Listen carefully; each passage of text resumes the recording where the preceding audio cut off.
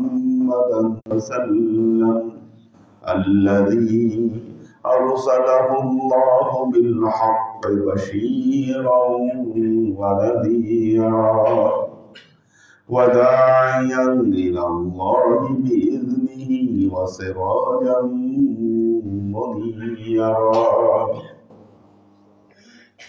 وقال الله تعالى في كلامه المجيد وفرقانه الحميد: ما كان محمد أبا أحد من رجالكم ولكن رسول الله وخاتم النبيين وكان الله بكل شيء عليما. إن الله وملائكته يصلون على النبي يا أيها الذين آمنوا صلوا عليه وسلموا تسليما. صلى الله على محمد صلى الله عليه وسلم صلى الله على محمد صلى الله عليه وسلم.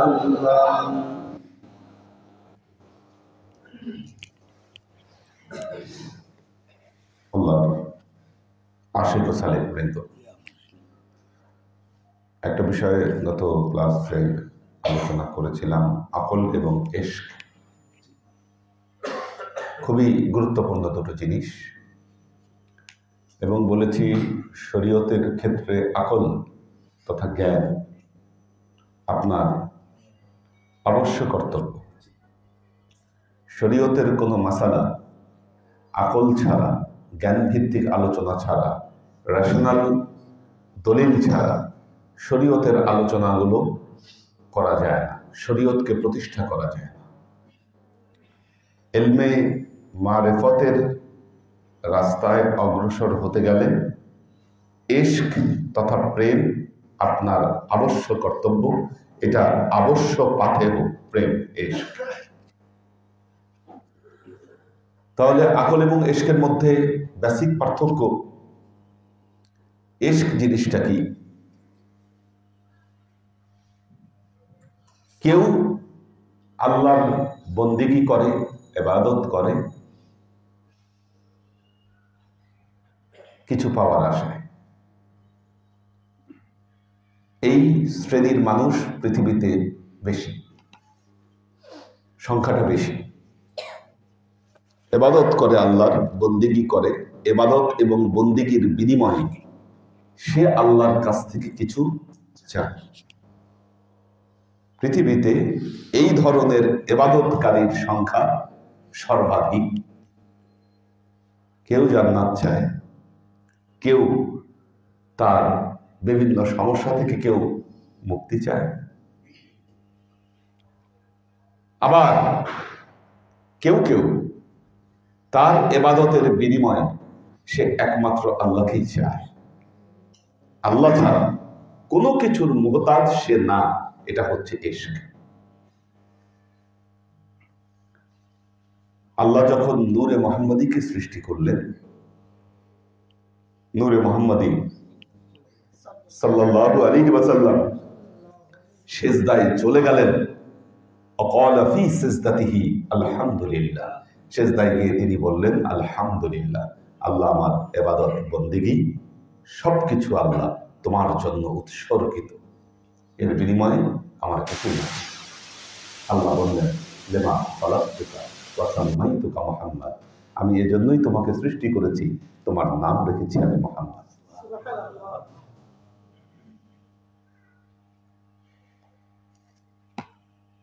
হযরত ইব্রাহিম আলাইহিস সালাম যেদিন বলতে পেরেছিলেন ইন্না সালাতি ওয়া নুসুকি ওয়া মাহইয়ায়া ওয়া মামাতি লিল্লাহি রাব্বিল আলামিন লা শারীকা লাহু আবিযালিকা উমিরতু ওয়া আনা আউয়ালুল মুসলিমিন। নিশ্চয়ই আমার নামাজ, আমার কোরবানি, আমার জীবন, আমার মৃত্যু সব আল্লাহর জন্য উৎসর্গিত, কোনো বিনিময় দরকার নেই। তখনই আল্লাহ তাকে মুসলিম হিসেবে কবুল করেছিলেন। শুধু তাই নয়, মুসলিম জাতির নেতা নির্ধারণ করে দিয়েছিলেন।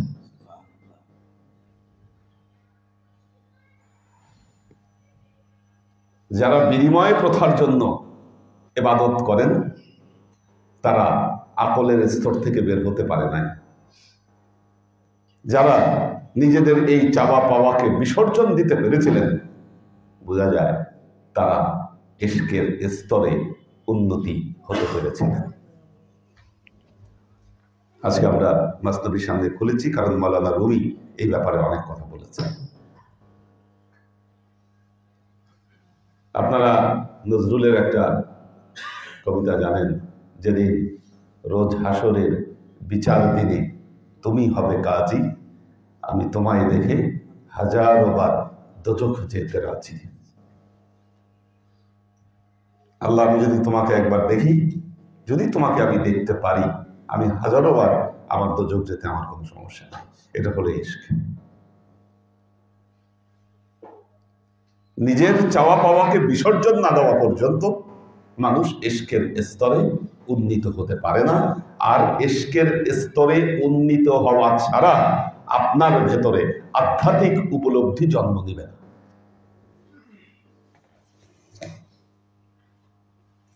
আধ্যাত্মিক উপলব্ধি, আধ্যাত্মিক জ্ঞান, আধ্যাত্মিক অভিজ্ঞতা অর্জন না করার পেছনে আমাদের সবচাইতে বড় কারণ হলো আমরা ইশকের স্তরে নিজেদেরকে উন্নীত করতে পারি না। এই জন্য আমাদের কাশফ খোলে না, আমাদের দিব্য দৃষ্টি উন্মুক্ত হয় না, আর আধ্যাত্মিক জগতের দৃশ্যাবলী আমাদের কাছে ভিজুয়ালাইজ হয় না। এর একমাত্র বড় কারণ হলো আমরা এই আকল আর ইশকের পার্থক্য। আকলের চক্ষু দিয়ে আধ্যাত্মিক জগতে, আকলের চক্ষু দিয়ে আধ্যাত্মিক জগতে বিচরণ কখনো সম্ভব নয়। আপনার ইশকের দৃষ্টি লাগবে, ইশকের চক্ষু লাগবে আপনার। মেরাজে যখন নিয়ে গেলেন, মেরাজে নিয়ে গিয়ে আল্লাহ তার নবীর এই ইশকের দৃষ্টিটা উন্মোচন করে দিলেন। এরপর অসংখ্যবার নবীর জীবনে মেরাজ হয়েছে, তিনি আল্লাহকে দেখেছেন। যখনই তিনি আল্লাহকে দেখেছেন তখনই বোঝা গিয়েছে যে না, এটা তার জীবনে মেরাজ হয়েছে। কিন্তু চর্মচক্ষু দিয়ে দেখেন নাই, চর্মচক্ষু দিয়ে দেখেন নাই। ওয়ালাকাদ রাআহু নাযলাতান উখরা ইনদা সিদরাতিল মুনতাহা ইনদাহা জান্নাতুল মাওয়া মা কাযাবাল ফুআদু মা রাআ। তিনি তাকে শেষবারের মতো দেখলেন, সিদরাতুল মুনতাহা থেকে দেখলেন, যেই সিদরাতুল মুনতাহার পাশে জান্নাতুল মাওয়া অবস্থিত, সেখান থেকে তিনি দেখলেন। আর তিনি যা দেখলেন তার অন্তঃকরণ মিথ্যা দেখল না। সূরা নাজম। কাজেই আল্লাহর আশিক ও সালিক বৃন্দ, এই আকল এবং ইশক এর পার্থক্যটা বোঝা আমাদের জন্য অত্যন্ত গুরুত্বপূর্ণ বিষয়। ইশকের রাস্তায় আসতে গেলে সব বিসর্জন দিতে হবে। বুদ্ধদেবকে একজন গিয়ে বলল, আমি শান্তি চাই। কি চাই? শান্তি চাই। তিনি বললেন, আগে আমি বাদ দিতে হবে, আমি বাদ দিতে হবে, কারণ আমির মধ্যে আমিত্ব। দ্বিতীয়ত, চাই বাদ দিতে হবে, কারণ এর মধ্যে কামনা বাসনা অবস্থিত। এ দুটোকে যদি তুমি বাদ দিতে পারো তাহলে তুমি শান্তি খুঁজে পাবো, এছাড়া শান্তি খুঁজে পাওয়া সম্ভব নয়। যেখানে আমিত্ব আর বাসনার বসবাস, সেখানে শান্তি অসম্ভব, সম্ভব নয়। আর এই আমিত্ব আর বাসনা এই দুটোকে বাদ না দেওয়া পর্যন্ত আপনার মধ্যে ইশক জন্ম নিবে না। এই কথাই মৌলানা রুমি বলছেন, নেই হারিফ হারকে আজ ইয়ারি বরিদ পারদে হায়াস পারদে হায়ে মাদারি। তিনি মানুষের সাথে বাঁশির তুলনা দিয়েছেন। কিসের তুলনা? বাঁশি। বাঁশির সাথে মানুষের কি সম্পর্ক? বাঁশির সাথে মানুষের কি সম্পর্ক? মৌলানা রুমি বলেছেন, বাঁশি তৈরি করা হয় বাঁশ থেকে। যেই বাঁশের ভেতরে ভরাট থাকে সেই বাঁশ দিয়ে বাঁশি সম্ভব নয়। বাঁশি বাজাতে গেলে আগে কি করতে হবে? ওই বাঁশির ভেতরে সবকিছুকে বের করে দিতে হবে। মাসালুল ইনসান কামাসালিল ফিকর, মানুষের দৃষ্টান্ত হলো বাঁশির মতো। যখন তার ভেতরটাকে শূন্য করা হয় তখন তার ভেতর থেকে মধুর সুর বের হয়। বলছেন, নেই হারিফ হারকে আজ ইয়ারি বরিদ পারদে হায়াস পারদে হায়ে মাদারি। বাঁশি তার বন্ধু, বাঁশি তার বন্ধু হয় যে তার বন্ধুর কাছ থেকে বিচ্ছেদ লাভ করে। আর যখনই সে বাঁশি হয়, তার ভেতর থেকে যখন সুর বের হয় তখন পর্দাগুলোর উন্মোচন ঘটে। পর্দা, আমরা আল্লাহর পর্দাকে উন্মোচন করতে পারি না কেন? আমরা বলি আল্লাহ 70,000 পর্দা দিয়ে নিজেকে ঢেকে রেখেছে। এই পর্দার উন্মোচন হবে না কেন? পর্দার উন্মোচন হয় না কারণ সুর বাজে না আমাদের মাঝে।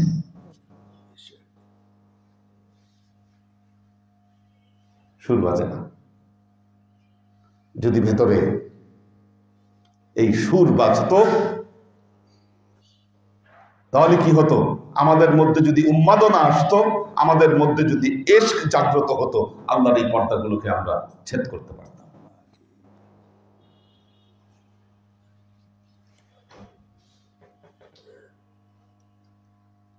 একটা ঘটনা, এটা তো মসনবীর ভূমিকা। বিষ্ণু আজ নেই চুন হেকায়াত মি কুনা বাজে জুদাই হ শেকায়াত মি কুনা।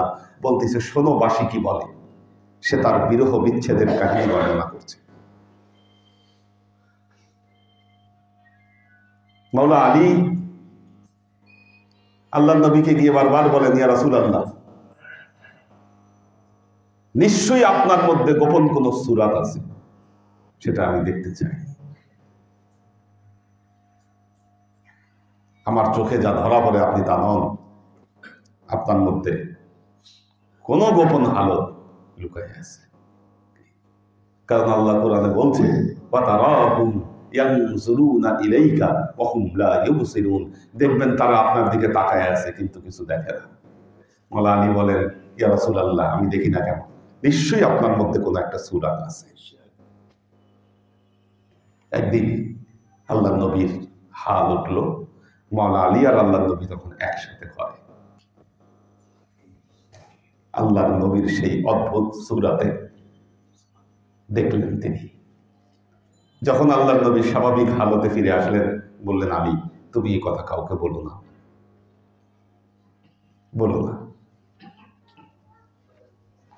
কথা পেটে রাখা খুব কঠিন কাজ। কথা পেটে রাখা, গোপন কথা পেটে রাখা খুব কঠিন কাজ।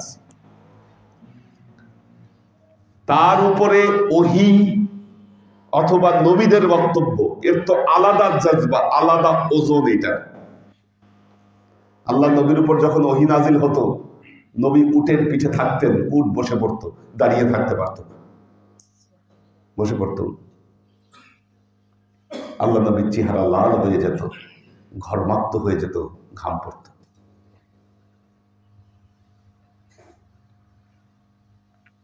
যেই সাহাবায়ে কেরাম ওহী লিখতেন, কাতেবে ওহী যারা ছিলেন, বলতেন ওহী লেখার পর মনে হতো আমাদের পাঁজরের হাড় ভেঙে যাচ্ছে, আমরা দাঁড়াতে পারছি না।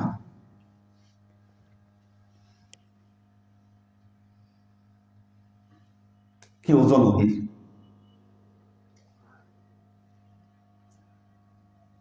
নবীর কথা, তার গোপন সুরত, তার গোপন হালত। নবী বলেছেন, আলী তুমি এই কথা কাউকে বলবা। সারা রাত বিছনায় শুয়ে ছটফট করতেছে, পাশে মা ফাতেমা, বলতে পারছে না, নবী নিষেধ করছে। উনি ঘুমাইতে পারছেন না রাতে। গভীর রাতে ঘুম থেকে উঠে গেলেন, মরুভূমিতে গেলেন, দেখলেন একটা শুকনা কুয়া, কুয়ার মধ্যে নেমে চিৎকার করে ওই কথা বললেন। কথার অ্যাকশন কি? শুকনা কুয়া, এই কথা বলার সাথে সাথে কুয়া পানিতে ভরে গেল। তো যখন পানি হলো, যেখানে পানি থাকে সেখানে গাছ জন্মায়, দেখবেন পানির প্রভাবে ওই কুয়ায় বাড়ি গাছ হলো, বাঁশ গাছ জন্মাল। একদিন এক বাঁশরিয়া ওই কুয়ার পাশ দিয়ে যাচ্ছে, তিনি ওই বাঁশ গাছের ডাল কেটে, কঞ্চি কেটে তিনি ওইটা দিয়ে বাঁশি বানালো। যখন বাঁশিতে ফুৎকার দিল, ওই যে গোপন কথা, ওই যে গোপন তত্ত্ব যা আল্লাহর নবী মওলা আলীকে বলেছিলেন, ওই গোপন তত্ত্ব বাঁশির সুরে সুরে বের হওয়া শুরু হলো।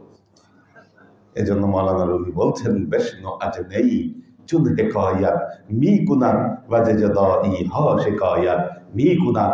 দেখো বাঁশি কি বলছে, সে তার বিরহ বিচ্ছেদের কথা বর্ণনা করছে। মওলানা রুমি বলছেন, তার এই মাসনবী ওই যে গোপন তত্ত্ব, তারই বার্তাবাহক এটা। Ishq, Messenger of love.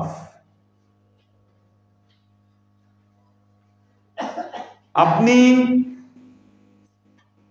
আল্লাহকে দেখতে পাচ্ছেন না কেন? আপনার মধ্যে ইশকের দৃষ্টি উন্মুক্ত হচ্ছে না, আপনি ইশক থেকে বিচ্ছিন্ন। কেন হচ্ছে না? কেন পারছেন না? রুমি বলছেন, বান্দ বক্সেল বশ আজাদ এ পেসার চাঁদ বশি তার বান্দে সিমো বন্দেজার। বান্দ বক্সেল এ পেসার, বশ বান্দ বক্সেল বশ আজাদ এ পেসার। বলতেছে বান্দ বক্সেল, শিকল ভেঙে ফেলো, বাঁধন ভেঙে ফেলো। বশ আজাদ এ পেসার, বাঁধন ভেঙে ফেলো, তুমি স্বাধীন হও, আজাদ হও। তুমি গোলাম হয়ে আছো, তোমার হাতে শিকল পরানো, তুমি গোলাম, শিকল পরানো তোমার হাতে। এই জন্য তুমি আশেক হতে পারছো না। কিসের গোলাম? কিসের গোলাম? কিসের শিকল? কি কিসের গোলাম? মোহ, দুনিয়ার গোলাম। কি আমাদের পেয়ারা নবী বলেছেন, আমার উম্মতের সমস্যা হলো হুব্বুদ দুনিয়া। প্রত্যেক উম্মতের একটা করে সমস্যা ছিল। আমার উম্মতের সমস্যা হলো হুব্বুদ দুনিয়া। এরা হচ্ছে দুনিয়ার আশেক। এরা, আপনি কেন আল্লাহর আশেক হতে পারছেন না? আপনার মধ্যে হুব্বুদ দুনিয়া প্রবল। এখন দেখেন এই কথার সাথে ওয়াল্লাযীনা আমানু আশাদ্দু হুব্বান লিল্লাহ, এই হালতে আপনি আসতে পারছেন না। ওয়ামিনান নাসি মান ইয়াত্তাখিযু মিন দুনিল্লাহি আনদাদা ইউহিব্বুনাহুম কাহুব্বিল্লাহ ওয়াল্লাযীনা আমানু আশাদ্দু হুব্বান লিল্লাহ। সেম কথা। বান্দ বক্সেল বশ আজাদ এ পেসার চাঁদ বশি বন্দে সিম ও বন্দেজার। কতদিন তুমি সোনা রূপার গোলাম হয়ে থাকবা? সোনা রূপার গোলাম কতদিন হয়ে থাকবা? বাইতুল্লাহ গেলে সবাই তো হাজী সাহেব হয়ে ফিরে আসে, কি ওখানে গিয়ে সোনা কেনার জন্য পাগল হয়ে যায় সবাই, সোনা কেনার জন্য পাগল হয়ে যায়।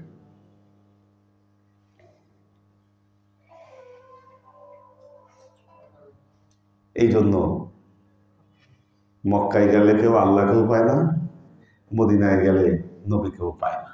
পাবে কেমনে? পাওয়ার তত্ত্ব জানতে হবে। আপনি সোনা আনতে গেছেন,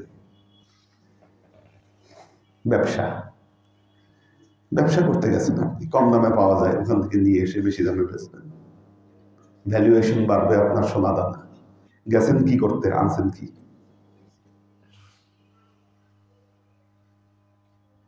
কেউ কারো উপর দিবেন না কথা, কারণ জানি অনেকেই আপনারা গেছেন। আমি এটার বিরুদ্ধে সবসময় আমি বলছি যে না, যাবেন বাইতুল্লাহ, হজ নিয়ে আসেন, অন্য কিছু আইনেন না।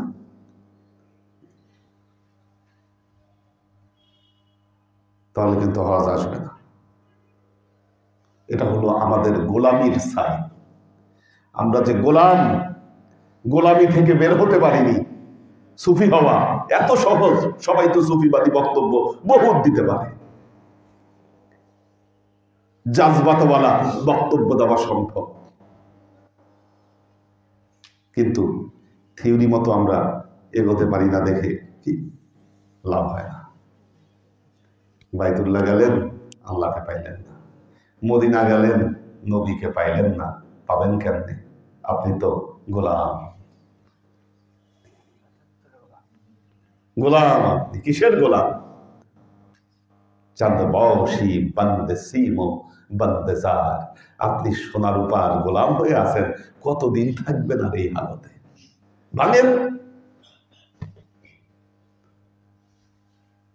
ভাঙেন।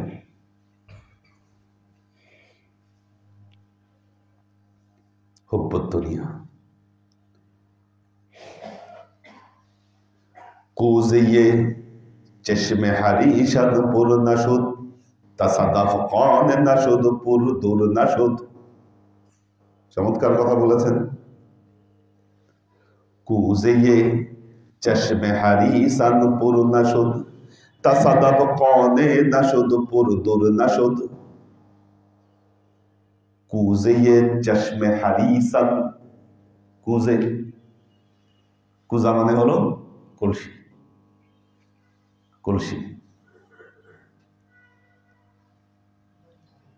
মৌলানা এক জায়গায় বলছেন এরকম, কুজে তুই বহরে তুই कहरे তুই লুৎফে তুই ফাতে ওয়া মাফতুহে তুই।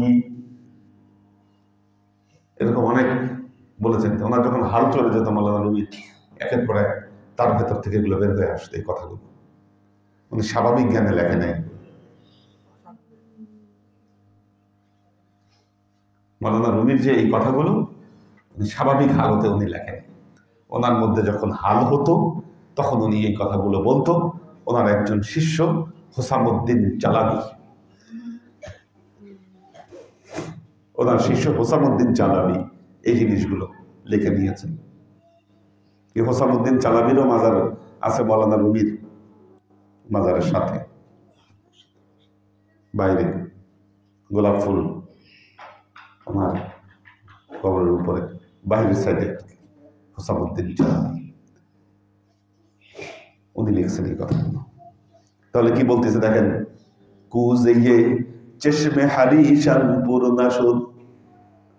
লোভীদের, লোভীদের চোখের কুজা কি, লোভীদের চোখের কলসি কখনো পূরণ হয় না, কখনো পূরণ হবে না। আল্লাহ নবী বলেছে, লোভীদেরকে যদি একটা উহুদ পাহাড় দেওয়া হয়, কালকে বলবে আমার আরেকটা উহুদ পাহাড় লাগবে। কালকে বলবে আমার আরেকটা স্বর্ণের উহুদ পাহাড় লাগবে। বাংলাদেশে যারা হাজার হাজার কোটি টাকা চুরি করছে, বলেন, একজনের লন্ডনই 360টা বাড়ি, শুধু লন্ডন শহরে আমাদের সাবেক মন্ত্রী 360টা বাড়ি দিয়ে, তাও লন্ডন শহরে। করবেটা কি? কি করবে ও? কুজিয়ে চশমে হারিসান নাশদ, তাসাদাফ কনে নাশদ পুর দূর নাশদ। ঠিক তেমনি ঝিনুক যদি এক ফোঁটা পানিতে যদি সে তুষ্ট না হয়, ওই ঝিনুক দিয়ে কখনো মুক্তা হয় না। আপনি বুঝছেন কিনা?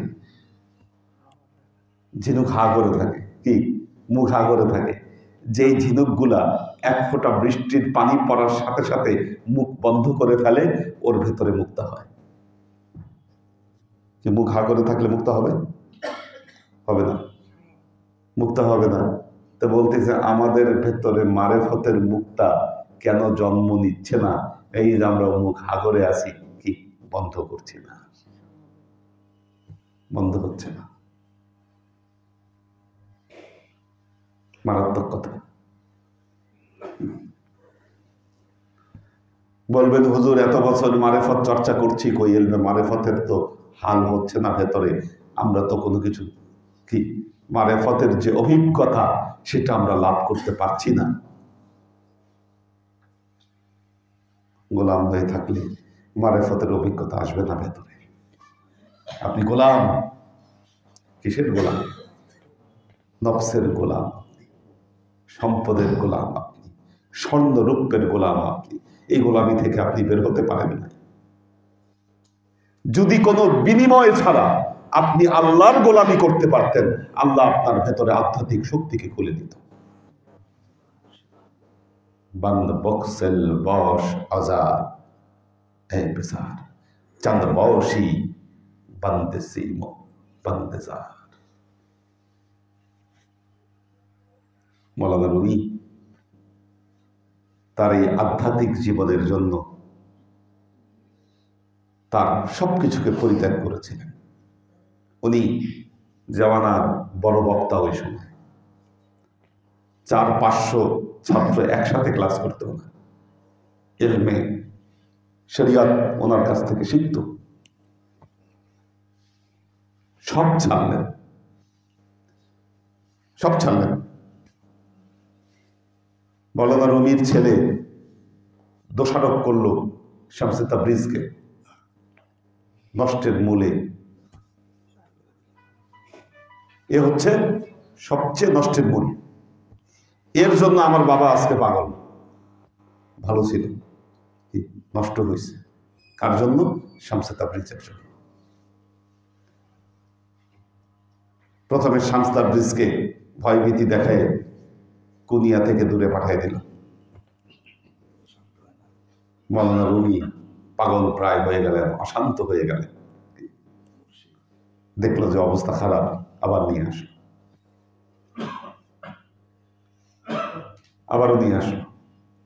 কিন্তু দেখে যে না, এতদিন তো শরীয়ত চর্চা করত, এখন মওলানা রুমির হালত জানি কেমন, উল্টাপাল্টা কাজকর্ম করে।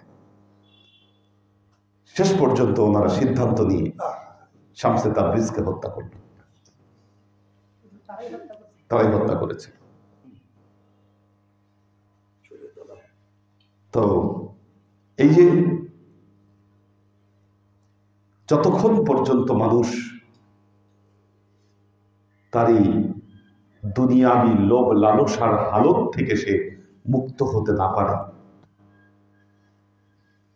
অধ্যাত্মবাদ আধ্যাত্মিকতার জ্ঞান তার ভেতরে জন্ম দেয় না।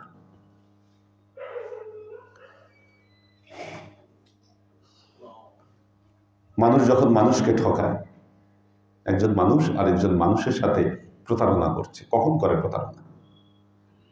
যখন তার ভেতরে লোভ কাজ করে, তার ভেতরে অর্থ সম্পদ এটাই সবচেয়ে যখন বড় হয়ে যায়। এই হালতে থাকলে আপনার মধ্যে আধ্যাত্মিকতা ধরা দিবে না। ইশক, দেখেন আমি বলেছি কি, ইশকের দৃষ্টিকে উন্মুক্ত করতে গেলে এটা প্রথম থিওরি। হুব্বুদ দুনিয়া বিলীন করে দেন ভেতর থেকে। ধান্দাবাজির জন্য আল্লাহর ইবাদত করিয়েন না। আল্লাহ জান্নাত বানায় রাখছে, দোজক বানায় রাখছে, দোজখের ভয়ে আর জান্নাতের সুখে কি ইবাদত শান্তির খোঁজে বাদ দেন এই ইবাদত। যদি বন্দিগি করেন সির্ফ আল্লাহকে অর্জনের জন্য, আপনার সিদ্ধান্ত কি হবে আল্লাহ নির্ধারণ করবে।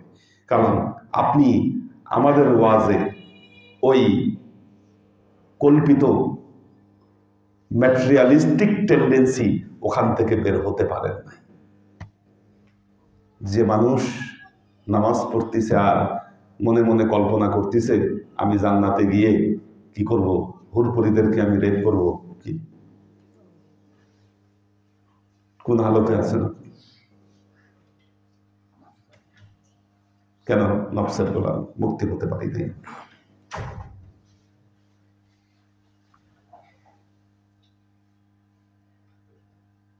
আল্লাহর আশিক ও সালেক বৃন্দ,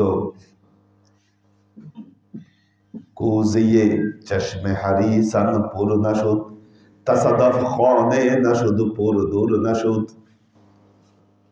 মুক্তা কখনো পরিপূর্ণ হয় না যদি এক ফোঁটা পানিতে সে কি তুষ্ট না হয়, তৃপ্তি যদি না হয়। কি এই যে কনে, আপনাদের কয়েকদিন আগে জুমায় একটা বিষয় বলেছিলাম, কানাত। এই কানাত থেকে কনে, অল্পে তুষ্টি।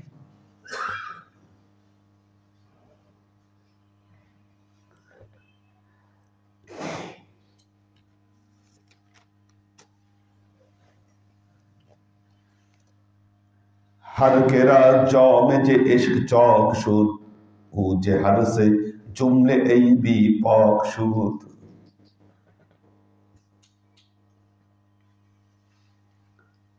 খুব চমৎকার কথা। দেখেন এই যে রুমি সারা পৃথিবীতে এত সমাদৃত কেন বলেন, এটা একটা কোশ্চেন। আপনারা দেখবেন বাংলাদেশে আমাদের আকাবের যারা ছিলেন, পুরনো মৌলানা যারা ছিলেন, কোরআন হাদিস বলতেন না, বাংলায় কবিতার মতো কিছু কথা বলতেন, মানুষ সেগুলো শুনতো আর কাঁদত, চোখের পানি পড়তো না। কোরআন হাদিসের কিন্তু বক্তব্য না, কোরআন হাদিস তো ভিন্ন ভাষার বক্তব্য। কি এগুলা যতটা না ঢুকতো, বাংলা সহজ সরল কিছু বাণী বক্তব্য ভেতরে এমন ভাবে ঢুকতো, কান্নাকাটি শুরু করত। আগের যুগের দেখবেন যারা আমাদের পুরনো পীর সাহেব যারা আছে, ওনারা কিন্তু এত কোরআন হাদিস বলতো না। আমাদেরকে কোরআন হাদিস বলতে হয় কেন জানেন? বর্তমানে ওই যে এক ধরনের মতবাদের উৎপত্তি হয়েছে, তারা খালি রেফারেন্স হয়েছে, এই জন্য বলতে হয় কোরআন হাদিস, নাহলে দরকার ছিল না আমাদের বলার। না পুরান বলে নাই। আপনি দেখেন এই যে চরমনাই সিলসিলার যে পীর সাহেব, ওনাদের এক ধরনের নির্দিষ্ট সুর আছে, কি এই সুরে সুরে ওয়াজ করতো আর মানুষ কাঁদত, যাই বলতো তাই শুনে কাঁদত। জাহাজের ওয়াজ করতো না, কলা গাছের ওয়াজ করতো, যাই করতো যাই শুনতো এটা শুনে মানুষ কাঁদত। কারণ জজবারটা ভিন্ন জায়গায় ছিল। রুমি এত সমাদৃত কেন হলো? কোরআন হাদিসের কথাগুলাকে এত সহজ সরল ভাষায় উনি বলেছে। কি এত সহজ সরল ভাষায় উনি বলেছে, রেফারেন্স খুঁজলে সবগুলা রেফারেন্স পাওয়া যাবে।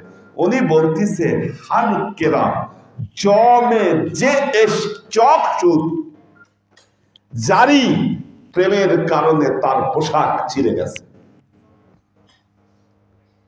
প্রেমের কারণে যার পোশাক ছিঁড়ে গেছে, তার মানে কি? It's a metaphor. এটা মেটাফর। প্রেমের কারণে কি হয়েছে? জামা ছিঁড়ে গেছে, তার মানে কি? হ্যাঁ না, প্রেমের কারণে জামা ছিঁড়ে গেছে মানে কি বলেন? জামা ছিঁড়া মানে কি?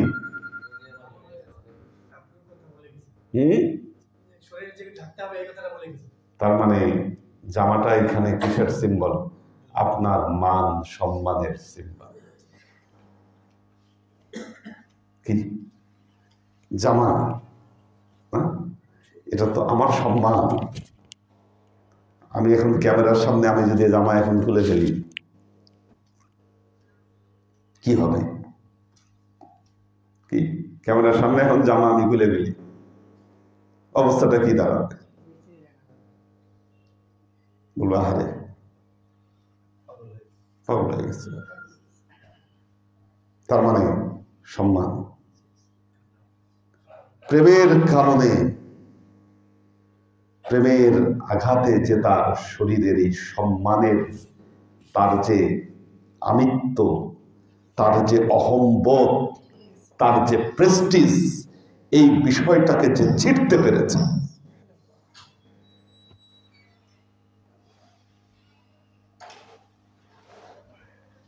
প্রেম এমন এক জিনিস, প্রেম এমন এক জিনিস, প্রেমিকের সমালোচনা মানুষ করবেই। প্রেমিকের সমালোচনা মানুষ করবেই। আপনি ভালো সাজতে চান, ইমাম খোমেনি বলেছেন, এটা আয়াতুল্লাহ ইমাম খোমেনির বক্তব্য। বলতেছে যেই লোক দেখবা সবাই তাকে বাহবা দিচ্ছে, সবাই বলতেছে খুব ভালো, বুঝবা এর ভিতরে ভেজাল আছে, একটা মুনাফেক। মারাত্মক কথা। যাকে সবাই ভালো বলে ও আসলে ভণ্ড মুনাফেক। ভালো বলে কেন? সবার সাথে কম্প্রোমাইজ করে চলে, এই জন্য ভালো বলে। ওর ভেতরে আসলে কোনো আদর্শ নেই। ও কি করে? সবার সাথে কম্প্রোমাইজ করে, মুনাফিক। আর যাকে দেখবা মানুষ তার ব্যাপারে বদনাম করে, মনে রাখবা এর ভেতরে একটা আদর্শ আছে। হারকেরা জমে যে এস জকসুদ। প্রেমিকের বদনাম মানুষ করবে। আপনার মধ্যে যখন প্রেম আসবে, আপনি যখন প্রেমিক হবেন, মানুষ আপনার সমালোচনা করবেই।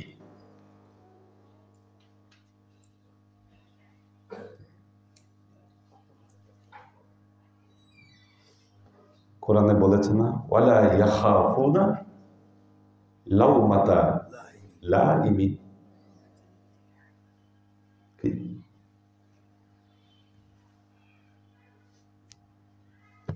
ওয়ালা ইয়াখাফুনা লাউমাতা লাইমিন।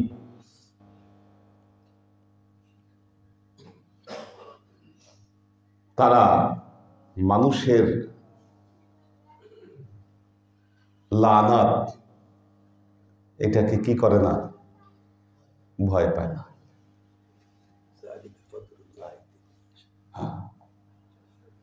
এরা মানুষের কি, মানুষের ভৎসনা, মানুষের কুৎসা রটনা, এটাকে তারা ভয় পায় না। পৃথিবীর সর্বশ্রেষ্ঠ মানব মুহাম্মদ মুস্তাফা সাল্লাল্লাহু আলাইহি ওয়াসাল্লাম, যিনি আমাদের আদর্শ, যিনি আমাদের গুরু, যিনি আমরা যার গোলাম, কি ওনার মতো শ্রেষ্ঠ মানুষ পৃথিবীতে কেউ নাই। ওনার সমালোচনা করছে, উনি ভয় পাইছে একটা বার?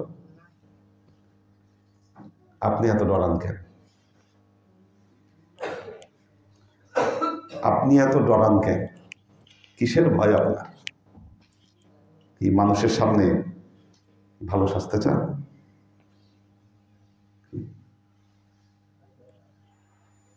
মানুষের সামনে ভালো সাজতে চান?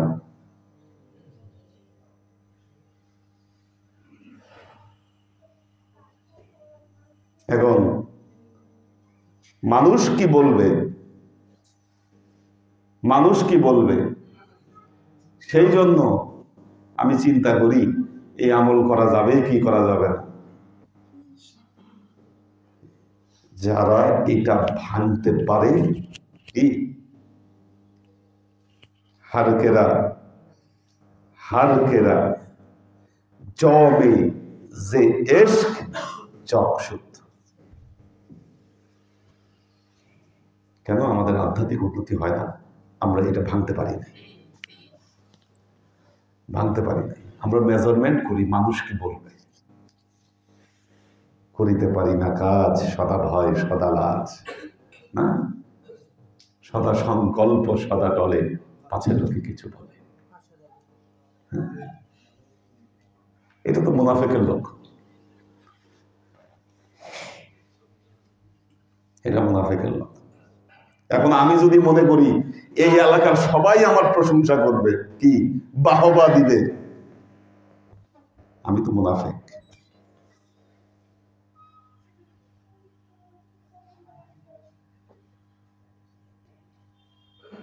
আপনাদের মুর্শিদের বদনাম যখন মানুষ করে আপনারা কষ্ট পান, আপনাদের তো খুশি হবার কথা ছিল, আপনাদের খুশি হওয়া দরকার ছিল, কারণ আশিকের জন্য কলঙ্ক হলো তাদের অলংকার।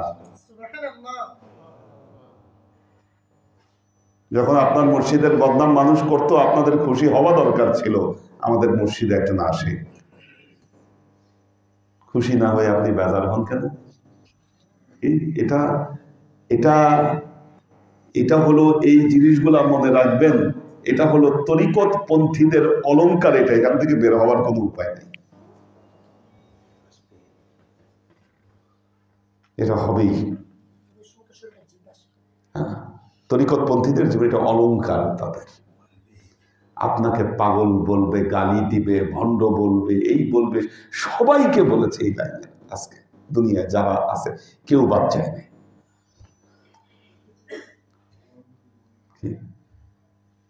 বহুত কিছু বলবে।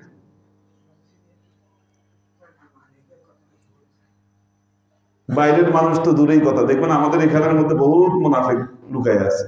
আপনার সামনে খুব ভালো চেহারা, বাইরে গিয়ে আপনার বদনাম করবে। বহুত আছে মুনাফিক। এটা অলংকার, আমাদের মনে রাখতে হবে, আশিকের অলংকার। ঘটবে এটা। আজকে তরিকা নিয়ে যারা কাজ করেন, দেখেন কার বিরুদ্ধে ইয়া নাই, বদনাম নাই। কারণ যারা দুনিয়াদার, দুনিয়ার মোহে যারা মোহগ্রস্ত, তারা মনে করে যে না, সর্বনাশ, আমাদের মনে হয় সবকিছু গেল।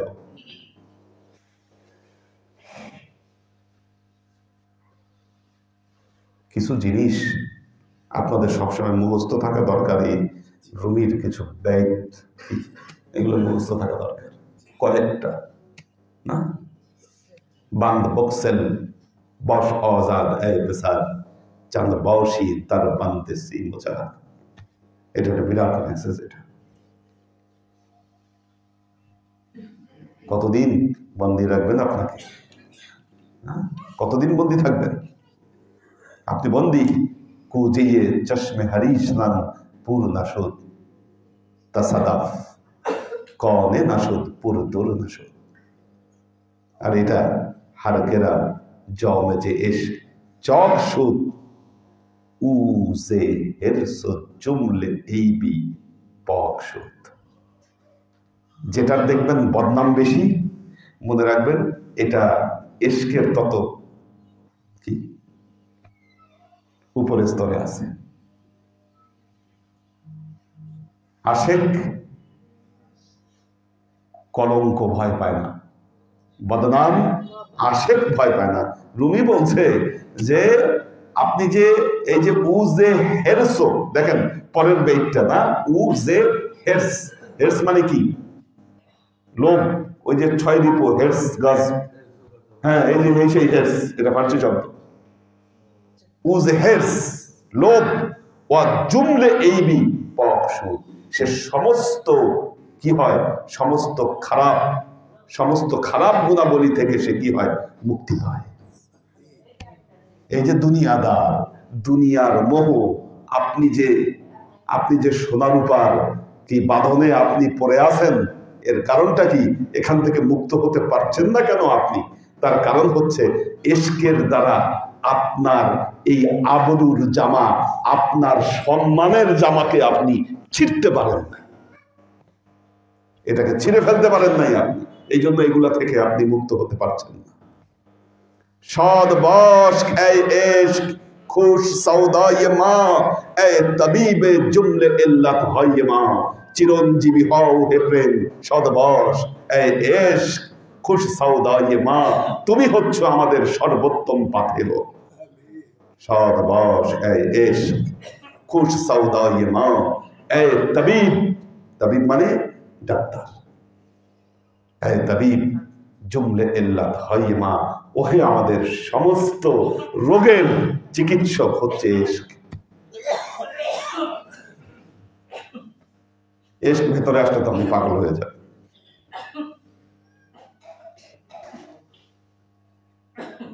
কেন আধ্যাত্মিকতা আপনার ভেতরে আসছে না? আমরা এই থিওরি দিয়েই আলোচনা শুরু করেছি। দেখেন আলোচনাটা কোথায়?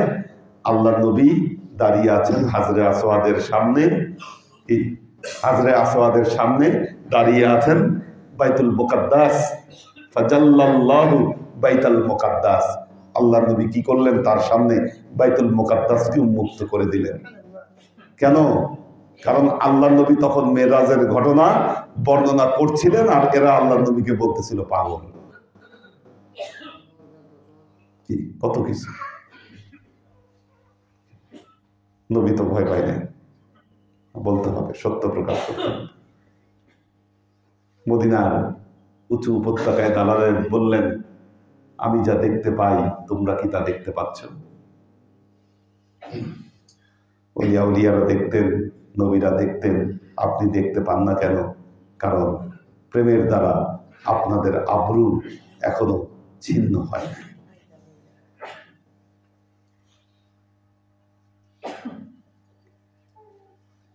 প্রেমের আলোচনা কিন্তু কিছুই হয়নি, এখন চলতেছে।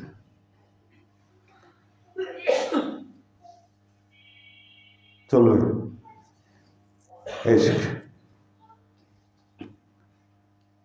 তো আপনার মধ্যে আধ্যাত্মিক অভিজ্ঞতার প্রথম শর্ত ইশক।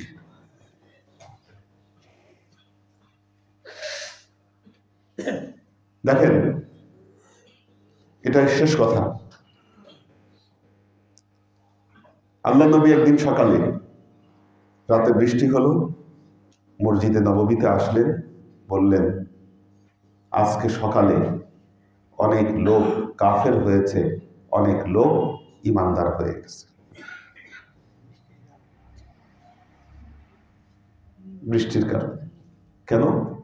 সকালবেলায় উঠে কেউ কেউ বলল আল্লাহর রহমতের কারণে বৃষ্টি হয়েছে, আবার কেউ কেউ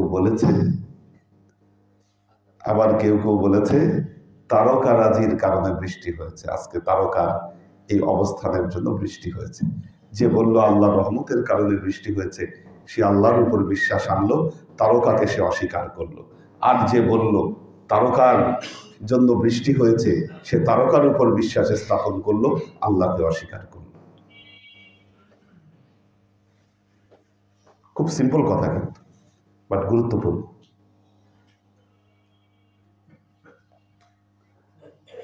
ওই দিন ক্লাস শেষে মেয়েরা এখানে আসলো, বলতেছে উপরে ঠান্ডা, এখানে গরম, এখান থেকে এখানে গরম, হালত গরম। একজন বলল হুজুর ফায়েজের আলোচনা হয়েছে, ফায়েজের কারণে এটা গরম। আরেকজন বলল না, জানলা আটকানো, এই জন্য গরম। একটা হলো ইশকের ব্যাখ্যা, একটা হলো আকলের ব্যাখ্যা। পার্থক্যটা বুঝছেন? আমি একদিন হাদিস পড়াচ্ছিলাম, আল্লাহ রাসূল বলেছেন আমি যখন নামাজে দাঁড়াই তোমরা পেছনে যা কিছু করো আমি দেখি। আমাদের ম্যাজিস্ট্রেট রফিক ভাই ছিলেন, দাঁড়ায় বললেন আল্লাহ নবীকে ভয় দেখানোর জন্য বলছে।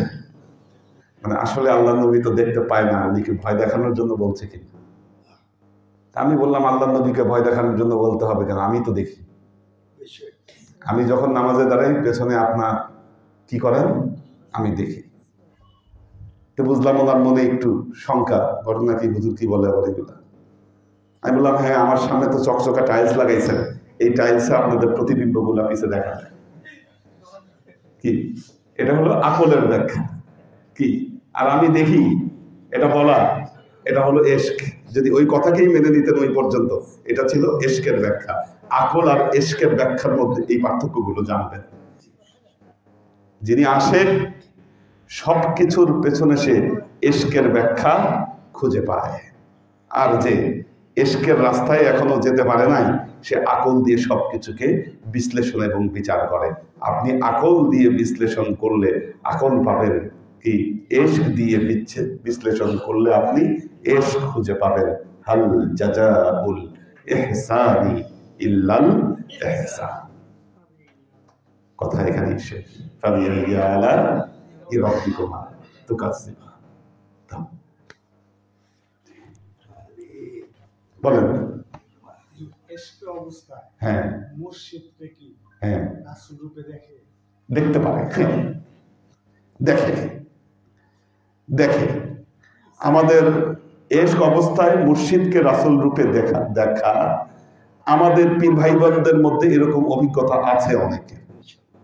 তারা আমাকে বলেছে স্বপ্ন যোগে বিভিন্ন হালতে তারা দেখেছে। এখন প্রবলেম গুলা হলো যে এই কথাগুলা যখন মানুষ বলে, অন দ্য রেকর্ডে যখন বলা হয়, তখন মানুষ এইটাকে ভিন্ন ব্যাখ্যা করে। যে দেখেন, বলবে লালকুটির হুজুর কি বলেছে, যে হ্যাঁ সে নবী দাবি করছে নিজেকে, এরকমও বলতে পারে, বলা অসম্ভব কিছু না।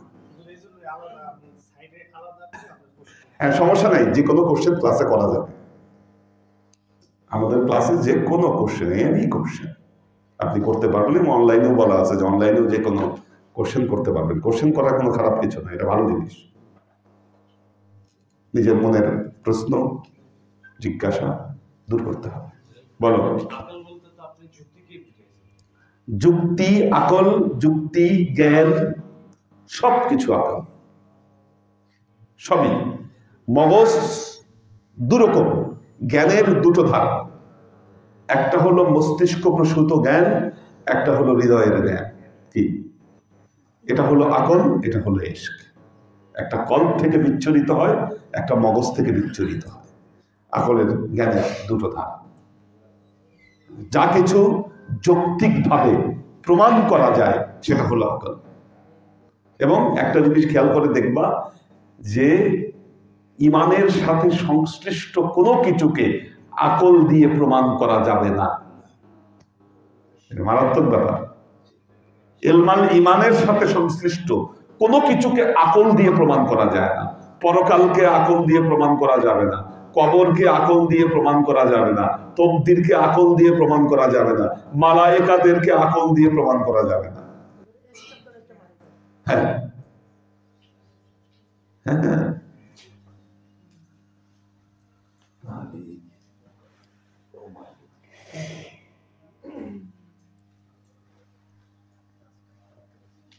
মীর মোহাম্মদ শাহাদত হোসেন, শাফায়াতুল্লাহ রঞ্জন, হুমায়ুন কবির শিকদার, জুয়েল সাইফ, আব্দুল হাফিজ, মোহাম্মদ টিটু মোল্লা, জি ইনশাআল্লাহ, হিমেল মাহমুদ, ফরিদা ইয়াসমিন, নুসরাত জাহান সারা, মোহাম্মদ আজাদ, জারিয়া হক, আরাফাত হুসাইন, মোহাম্মদ আব্দুল ওয়াহিদ, রাজু আহমেদ, মোতালেব রয় চৌধুরী, এইচ কে হানিফ, আরিফা শেখ, সৈয়দ খাজা জাবেদ চিশতি, মুস্তফা রহমান রুবেল, সুলতান আইদিন, মোহাম্মদ মিজান, কোরবান আলী মালয়েশিয়া থেকে, তাহমিনা ইয়াসমিন, শামীম আরা, ফাতেমা খাতুন, রিয়াজুল রিপন, সৈয়দ ইব্রাহিম খলিল, অন্তরা আহমেদ, মুস্তাহিদ নুর মাহিন, ইঞ্জিনিয়ার লতিফুর রহমান চৌধুরী, কানিস ফাতেমা খানম মিলি, রাসেল কবির ফারিয়া ফালার, ওমর শরীফ চায়না থেকে ক্লাসে আছেন উনি। আমাদের আলাউদ্দিন ভাইয়ের আম্মা ইন্তেকাল করেছেন, দোয়া চেয়েছে সবার কাছে। ওমর ফারুক মাইজ ভান্ডারি, জি ইনশাল্লাহ আর জি পূরণ হবে, নাম্বার দিয়ে উনি কথা বলতে চায়। পাখির ভেজ, মাহফুজুর রহমান উজ্জ্বল, হিমেল মাহমুদ, স্নিগ্ধা রাহি, নাদিয়া সুলতানা শিলা, শাইলা ইলিয়াস, কৈতর বিথি, আব্দুল সালাম আজাদ, শামীম আরা, ফরিদা ইয়াসমিন, মারুফুর রহমান, সাজ্জাদ রহমান সাগর, জয়নুদ্দিন খান, মোহাম্মদ ফরিদ, নুরুল ইসলাম ফরিদপুর ভাই আছেন, মাকসুদ আনাম, সুরভি আক্তার নিপা, এইচ কে কনক, আফসান রাহাত, শোয়েব খান, মোস্তফা আফিক। আল্লাহ সবাইকে ভালো রাখুন, সুস্থ রাখুন। আল্লাহুম্মা আমিন। اللهم صل على محمد وعلى آل محمد كما صليت على إبراهيم وعلى آل إبراهيم إنك حميد مجيد. اللهم بارك على محمد وعلى آل محمد كما باركت على إبراهيم وعلى آل إبراهيم إنك حميد مجيد. ظلمنا أنفسنا وإن لم تغفر لنا وترحمنا لنكونن من الخاسرين. ربنا آتنا في الدنيا حسنة وفي الآخرة حسنة وقنا عذاب النار. ربنا لا تزغ قلوبنا بعد إذ هديتنا وهب لنا من لدنك رحمة إنك أنت الوهاب. اللهم إنك عفو تحب العفو فاعف عني يا غفور رحيم الودود. اللهم نور قلوبنا بنور الإيمان ونور قلوبنا بنور الإسلام ونور قلوبنا بنور الإحسان وزين أخلاقنا بنور محمد صلى الله عليه وسلم. اللهم إنا نسألك علما نافعا رزقا واسعا عملا مقبولا شفاء من كل داء قلبا خاشعا ذهنا ذاكرا إيمانا كاملا توبة قبل الموت راحة عند الموت ونزهة بعد الموت. اللهم إنا نسألك رحمتك في كل درجة فلاح في كل أمر ونعوذ بك من الشرك والشك والنفاق والبدعة ومن كل وسوسة الشيطان. يا الله يا رحمن يا رحيم। আজকে তোমার দরবারে দোয়া ইউনুসের খতম যে সমস্ত খতমগুলোকে উপস্থাপন করেছি, ত্রুটিমুক্তভাবে এই খতমগুলোকে তুমি কবুল করে দাও। তুমি এর যা আমাদের পেয়ারা নবী হযরত মুহাম্মদ মুস্তাফা সাল্লাল্লাহু আলাইহি ওয়াসাল্লামের কাছে পৌঁছে দাও। আল্লাহ আমাদের নবীর পরিবার বর্গের কাছে তুমি এর যাকে পৌঁছে দাও। এই দুনিয়ার সমস্ত আম্বিয়ায়ে কেরাম, সাহাবায়ে কেরাম, তাবেঈন, ওয়ালি আউলিয়া, গাউস কুতুব, আমাদের মা বাবা, ভাই বোন, আত্মীয় স্বজন, এই দরবার থেকে যত পীর ভাই বোন চলে গেছে সবার রূহে আল্লাহ তুমি এর চাচাকে পৌঁছে দাও। আল্লাহ তুমি তোমার হাবিবের ওসিলায় আমাদের সমস্ত ত্রুটি বিচ্যুতিগুলোকে তুমি মাফ করে দাও। আমাদের জীবন থেকে সমস্ত অভাব, অভিযোগ, বালা, মুসিবত, দুঃখ, কষ্ট, রোগ শক্তি দূরীভূত করে দিয়ে দৃঢ় হস্তে তোমার দ্বীনের খেদমতের তৌফিক তুমি আমাদেরকে দাও। আজীবন যেন তোমার হেদায়েতের পথে প্রতিষ্ঠিত থাকতে পারি সে তৌফিক তুমি আমাদেরকে দাও। سبحان ربك رب العزة عما يصفون سلام على المرسلين والحمد لله رب العالمين واجعل آخر كلمتنا عند الموت لا إله إلا الله محمد رسول الله صلى الله عليه وسلم.